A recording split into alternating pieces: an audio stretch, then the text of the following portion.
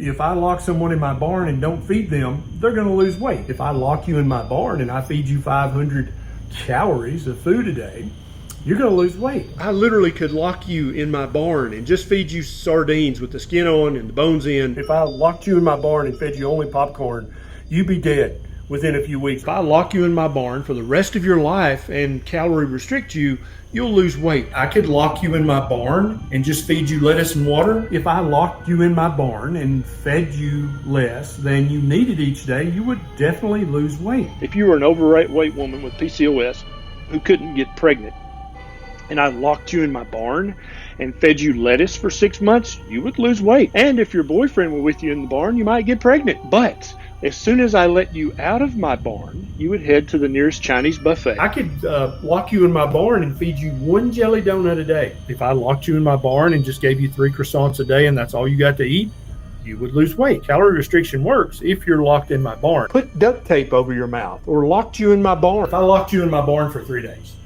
and didn't feed you anything, just water, when you got out, you would be truly hungry. And if I offered you a boiled egg, you would eat it immediately. If I locked Burpo in my barn and fed him a completely fat-free diet, Burpo would die. I mean, I locked you in my barn and I just fed you one giant meal a day. You might be mad at me for being locked in the barn, but you would be fine. In 3 months, 6 months, when I let you out of my barn, not only would you run to the sheriff and have me arrested, but you would be able to run much faster to the sheriff.